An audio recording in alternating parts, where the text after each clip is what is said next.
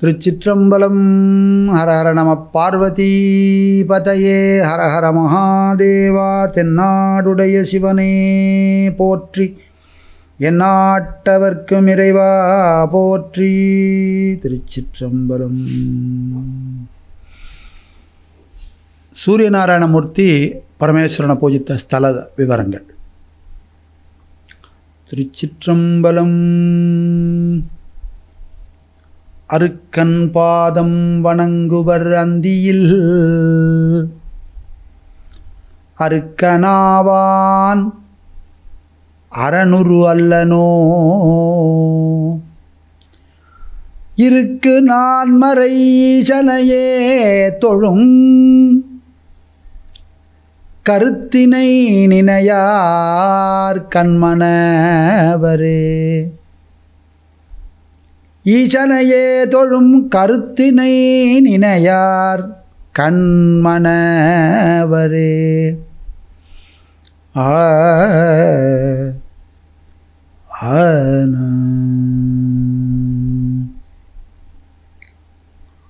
ஆதிபுராண குறுந்தொகை அப்படிங்கிறத அப்பர் பெருமான் பாடுறார். அதில் ஒரு பாடல்,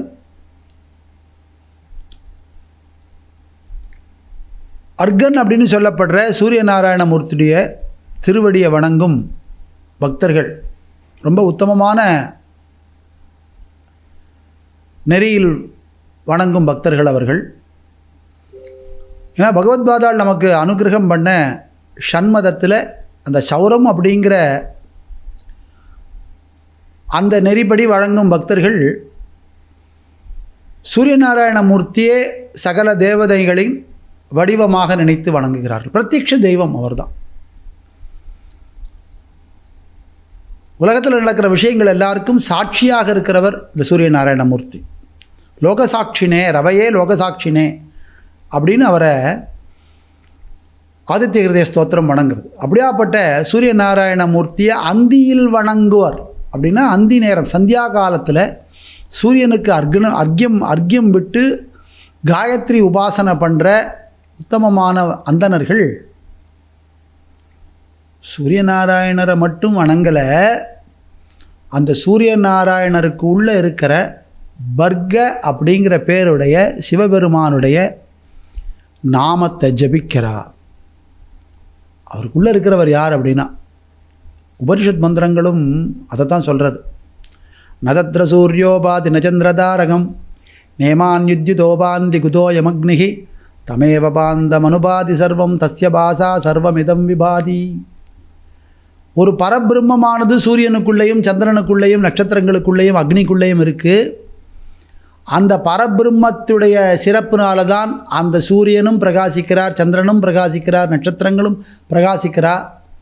அப்படியாப்பட்ட பரபிரம்மே உள்ள பிரகாசமாக இருக்கிறது, வெப்பமாக இருக்கிறது அப்படின்னு சொல்கிறது.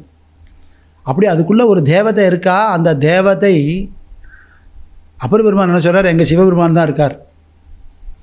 அப்படி சூரியனை சிவனாக நினைத்து தொழணும்னு இந்த பாடலில் சொல்கிறார். ஆனால் இந்த சிவபெருமானை சூரியனை பூஜித்ததாக பதிகமும் பாடுறார். சூரியநாராயணமூர்த்தி சிவபெருமானை பூஜித்து அனுகிரகத்தை எல்லாம் பெற்றார். அப்பேற்பட்ட சூரியனை வணங்கி நீங்கள் எல்லாம் அனுகிரகத்தை பெறேள். அப்படி அந்த சூரியனும் சிவபெருமானையே வணங்கி பேரருள். இன்னைக்கு சூரியன் அப்படிங்கிற அந்த ஒரு ஸ்தானத்தை பரமேஸ்வரன் அவருக்கு கொடுத்தார். தேவர்களுக்குள்ள ஸ்தானத்தை, நவக்கிரகங்களுக்கெல்லாம் தலைவர் அப்படிங்கிற ஸ்தானத்தை பரமேஸ்வரன் கொடுத்தார். அப்படி சூரிய பகவான் சிவபெருமான பூஜித்த ஸ்தலம் திருமங்கலக்குடி அப்படின்னு சொல்லப்படுற சூரியனார் கோவிலுக்கு மிக அருகில் இருக்கிற ஸ்தலம். மங்களாம்பிகா சமேத பிராணநாதேஸ்வரராக சுவாமி இருந்து அனுகிரகம் பண்ணுறார். இந்த ஊரில் இருக்கிற சுவாமியை சூரியன் மட்டும் பூஜை பண்ணலை, இந்த மங்களக்குடியில் இருக்கிற இந்த மங்களநாதரை பிராணநாதேஸ்வரரை யாரெல்லாம் பூஜை பண்ணா அப்படிங்கிற லிஸ்ட்டையும் அப்பர் பெருமானே அழகாக கொடுக்குறார். மங்களக்குடி ஈசனை மா காளி, காளி வெங்கதிர் செல்வன். கதிர் செல்வன் அப்படின்னு சொல்லப்படுறதான சூரியநாராயணமூர்த்தி. விண்ணோடு மண்ணு நேர் சங்கு சக்கரதாரி. விண்ணுக்கும் மண்ணுக்கும் நிற்கிறவரான சங்கு சக்கரம் தாங்கினவனான ஸ்ரீமன் நாராயணன். சதுர்முகன், 4 முகங்களுடைய சதுர்முக பிரம்மா. அங்கு அகத்தியனும் அர்ச்சித்தார் அன்றே. அப்போது காளி பூஜை பண்ணியிருக்கா. செங்கதிர் செல்வன், வெங்கதிர் செல்வன் சொல்லப்படுற சூரியநாராயணமூர்த்தி பூஜை பண்ணியிருக்கார். திருமால் பூஜை பண்ணியிருக்கார். சதுர்முக பிரம்மா பூஜை பண்ணியிருக்கார். அகஸ்தியர் பூஜை பண்ணியிருக்கார். 5 பேரை இந்த பதிகத்தில் சொல்லி நீங்கள் எல்லாரும் வந்து அவரை தரிசனம் பண்ணும். அன்று அர்ச்சித்தார் அன்றே, அகத்தியனும் அங்கு அர்ச்சித்தார் அன்றே. இந்த அகஸ்தியருங்கிறவ ரிஷி ரொம்ப குள்ளமாக இருப்பார். ஆனால் ரொம்ப வியாதி நிறையா உண்டு அவருக்கு பெருமை உண்டு, புகழ் உடையவர். என்ன மாதிரி புகழ் உடையவர் அப்படின்னா, பரமேஸ்வரனே சொல்கிறார், எனக்கு நிகராக தபஸ் பண்ணவர் நீங்கள், அதனால் நீங்கள் பார்வதி கல்யாணத்தும் போது எல்லோரும் இந்த பக்கம் வந்துட்டால் நீங்கள் தெற்கு பக்கம் போங்கன்னு அவர் அனுப்புகிறார். அப்படி சிவபெருமானுக்கு இணையாக தபஸ் பண்ணவரான அகஸ்தியர் அவரும் சேர்ந்து பூஜை பண்ணியிருக்கார். அவர் எப்படி பூஜை பண்ணாருங்கிறத இந்த சூரியநாராயணமூர்த்தி பூஜை பண்ண இந்த பரமேஸ்வரன் அவர் எப்படி பூஜை பண்ணாருங்கிறது ஒரு சுவையான சம்பவம் அந்த ஸ்தலத்துக்கு சொல்லப்படுறது. அவர் குள்ளமாக இருப்பார் இல்லையா, அவர் கமண்டலத்தில் கொஞ்சம் ஜலம் எடுத்துன்னு வந்தார். இந்த சுவாமிக்கு அபிஷேகம் பண்ணணும்னு அபிஷேகம் பண்ணார். சுவாமி பார்த்தேன்னா அந்த ஆவுடையும் அந்த சுவாமியுடைய லிங்க திருமேனியும் கொஞ்சம் ஒசரமாக இருக்கும். இவர் குள்ளமாக இருக்கார் இல்லையா, இவர் எப்படி அபிஷேகம் பண்ணுறது அப்படின்னா, இவருடைய தபஸ் பலத்தினால கை அப்படி நீண்டு தான் இந்த சுவாமிக்கு அபிஷேகம் பண்ணுற போது. ஆனால் சுவாமி பெரியவராக இருக்கிறதுனால அவருக்கு கமண்டலத்தில் இருக்கிற ஜலம் இத்தினூண்டு தான் இருந்தது. கொஞ்சம் அபிஷேகம் பண்ணார். சுவாமி முழுக்க அபிஷேகம் ஆகலைன்னு உடனே இந்த கரத்தை அப்படி நீட்டினார். இந்த கரமானது நீண்டு காவிரி வரைக்கும் போய் அங்கே காவிரியில் இருக்கிற ஜலத்தை இன்னொரு தடவை மோண்டு வந்து மறுபடியும் அபிஷேகம் பண்ணார். மறுபடியும் அபிஷேகம் பண்ணார். மறுபடியும் அபிஷேகம் பண்ணார்னு எத்தனை தடவை அவர் காவிரியிலிருந்து ஜலத்தை மோந்து அபிஷேகம் பண்ணாருன்னு தெரியல. அத்தனை தடவை அந்த கை நீண்டு போச்சு. அப்படிங்கிறது அந்த பாடல்லையும் அந்த புராணத்தில் இருக்கிற குறிப்புலையும் இருக்குது, இந்த ஸ்தல புராணத்துலேயும் இருக்குது. அப்படி இத்தனை பேர் பூஜை பண்ண சுவாமி அம்பாளோட மங்களாம்பிகையோடு இருந்து அனுகிரகம் பண்ணுறாராம். செல்வம் மல்கு திருமங்கலக்குடி, செல்வம் மல்கு சிவநியமத்தராய், செல்வம் மல்கு செழுமறையோர் தொழ, செல்வன் தேவியோடும் திகழ் கோயிலே. சூரியன் பூஜை பண்ண போது மங்களாம்பிகா சமேத பிராணநாதேஸ்வரராக பூஜை பண்ணியிருக்கார். தேவியோடும் திகழ் கோவில், அம்பாளும் சுவாமியும் பிரியாமல் இருந்து அடியார்களுக்கெல்லாம் அனுகிரகம் பண்ணுற இந்த கோவிலில் இந்த அம்பாளுக்கு என்ன விசேஷம் தெரியுமோ? நீங்கள் எல்லா ஸ்தலத்திலையும் அம்பாள் அப்படி பார்க்க முடியாது. சகல மங்களங்களையும் அனுகிரகம் பண்ணுற அம்பாள் தான் எல்லா ஸ்தலத்துலேயும் இருக்கா. ஆனால் இந்த ஸ்தலத்தில் எப்படி இருக்கா அப்படின்னா, அவளுடைய அபயஹஸ்தத்தில் என்றைக்கும் ஒரு 10-15 திருமாங்கல்ய சரடு இருந்துகிட்டே இருக்கும். எத்தனை சுமங்கலிகள் அங்கே போய் தரிசனம் பண்ண போனாலும் அத்தனை பேருக்கும் திருமாங்கல்ய சரடை அனுகிரகம் பண்ணுறா, தாயாராக இருந்து அனுகிரகம் பண்ணுறா. அது இந்த புராணத்தில் இருக்கிற ஒரு விஷயம், ஒரு சம்பவம். ஒரு அமைச்சர் ஒருத்தர் திருப்பணி பண்ணுற போது ராஜாவுடைய சொத்தெல்லாம் எடுத்து இந்த கோவிலுக்கு திருப்பணிக்கே செலவு பண்ணிட்டார். ராஜா சொத்தை திருடிட்டார்னு சொல்லி சிரச்சேதம் பண்ண சுவாமிகிட்ட அவள் பிரார்த்தனை பண்ணிக்கிறா அந்த மனைவி. எங்கள் வீட்டுக்காரர் சிரச்சேதம் பண்ணிட்டார், என்னுடைய வீட்டுக்காரருக்கு உயிரை கொடுன்னு பிரார்த்தனை பண்ண இந்த அம்பாள் சிரச்சேதம் பண்ண தலையையும் உடலையும் ஒன்றாக ஒட்ட வச்சு அவனுக்கு மறுபடியும் உயிர் கொடுத்தாங்கிறதுனால சுவாமிக்கு பிராணநாதேஸ்வரர்னு பேர். அம்பாளுக்கு அந்த சுமங்கலிக்கு சௌமாங்கல்ய பலத்தை கொடுத்ததுனால மங்களாம்பிகைங்கிற பேர். அப்படி அந்த அம்பிகை எப்போவும் கையில் திருமாங்கல்ய சரடை தாங்கிண்டு எந்தெந்த சுமங்கலிகளில் தரிசனம் பண்ண வருவான்னு காத்துருக்காள். அப்படியாப்பட்ட அம்பாள் அந்த சுவாமி இருக்கிற கோவிலுக்கு பேர் என்னென்னா பஞ்சமங்கள க்ஷேத்திரம்னே பேர். மங்களக்குடிக்கு பஞ்சமங்கள க்ஷேத்திரம்னு. சுவாமிக்கு பேர் மங்களநாதர் பிராணநாதேஸ்வரர், அம்பாளுக்கு பேர் மங்களாம்பிகை. இந்த பிள்ளையார் இருக்கார் இல்லையா, அவருக்கு பேர் மங்கள விநாயகர். மங்கள விமானம், மங்கள தீர்த்தம், எல்லாம் 5 விஷயமும் மங்களம்னு இருக்கிறதுனால பஞ்சமங்கள க்ஷேத்திரம். சூரியநாராயணமூர்த்தி எப்போவுமே அப்படி சுட அப்படியே தகன்னு இருப்பார். அப்போது இப்போ நம்ம சித்திரை வைகாசி ஆனி மாதம் கேட்கவே வேண்டாம், அவருடைய உக்கிரம் ரொம்ப ஜாஸ்தி. எங்கெங்கெல்லாம் அவருடைய உக்கிரம் இருக்கோ அங்கெங்கெல்லாம் உயிர்களெல்லாம் உஷு ஏதாவது விசிறிக்கலாமா, ஏசி ரூமில் இருக்கலாமான்னு இருக்கும்.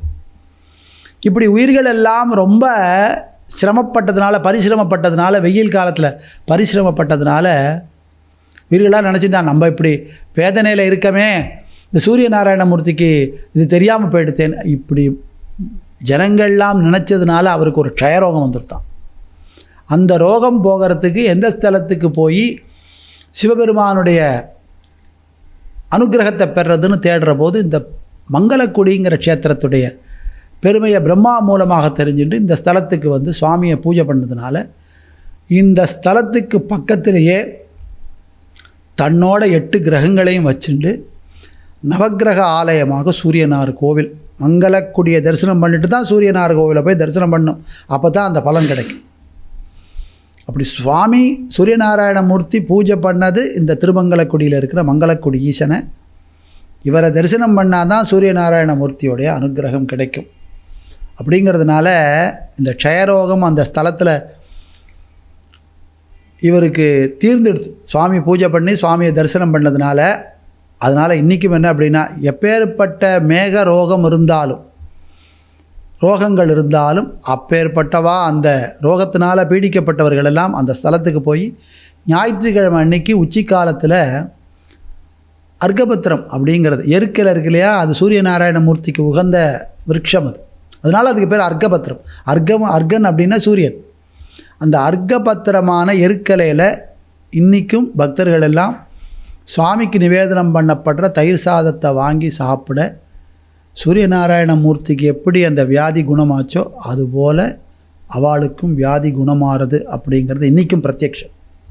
அப்படி சூரியனுடைய தோஷத்தை நீக்கிய தலம் இன்றைக்கும் பக்தருடைய தோஷத்தை எல்லாம் நீக்கிறார். சூரியநாராயணமூர்த்தி தானே வந்து பூஜித்த ஸ்தலம் அப்படிங்கிறதுனால நவகிரகங்கள் மற்ற 8 கிரகங்களும் இந்த சுவாமியை பூஜித்தது. அதனால் நவகிரகங்கள் எல்லாம் வழிபட்ட ஸ்தலம்.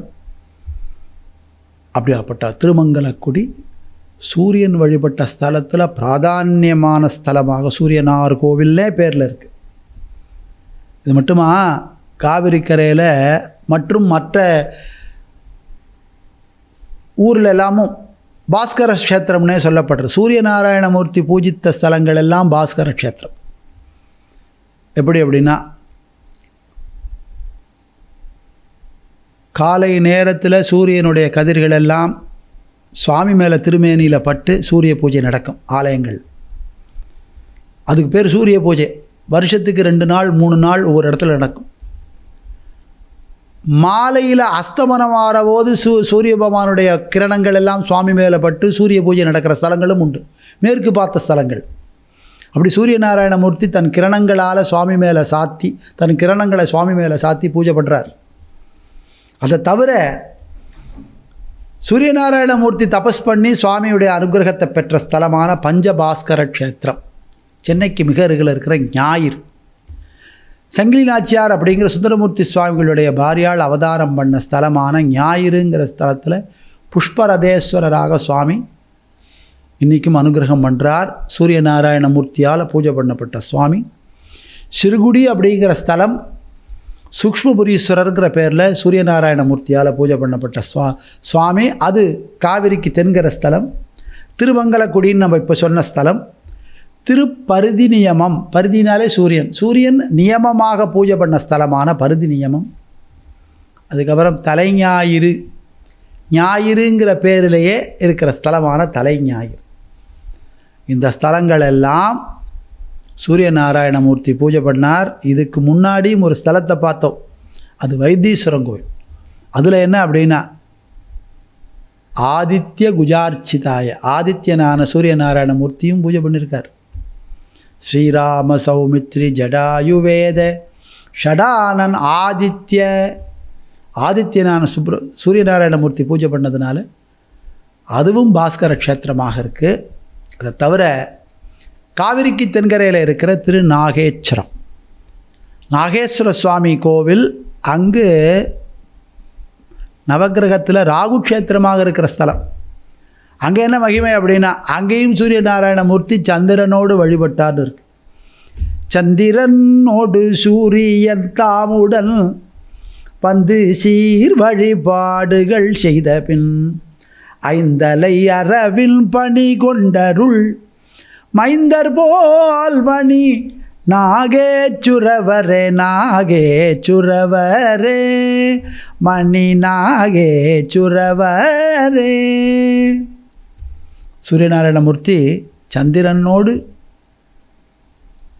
சூரியன் தாமுடன் வந்து வழிபாடு செய்யும் க்ஷேத்திரமான இந்த க்ஷேத்திரத்தில் ஐந்தலை அரவான ராகுவுக்கும் அனுகிரகம் பண்ணார் இந்த சுவாமி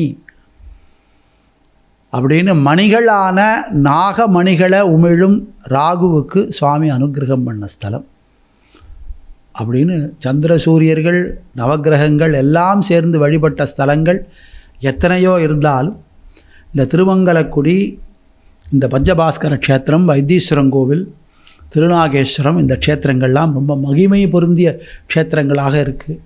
க்ஷேத்திரங்களுக்கு என்ன ஒரு மகிமை அப்படின்னா, சுவாமியுடைய திருவருளை சுலபமாக அந்த தேவர்களெல்லாம் வழிபட்டு அனுகிரகம் பெற்றதுனால நமக்கும் அது அனுகிரகம் பண்ணுறார். ரொம்ப சுலபமாக தரிசனம் பண்ணுறவாளுக்கும் அந்த க்ஷேத்திரத்தை நினச்சிக்கிறவாளுக்கும், இந்த க்ஷேத்திரத்துக்கு நாம் போகணும்னு யாராவது சங்கல்பம் பண்ணிட்டாலும் அவளுக்கும் அனுகிரகம் கொடுக்குறாராம் சுவாமி.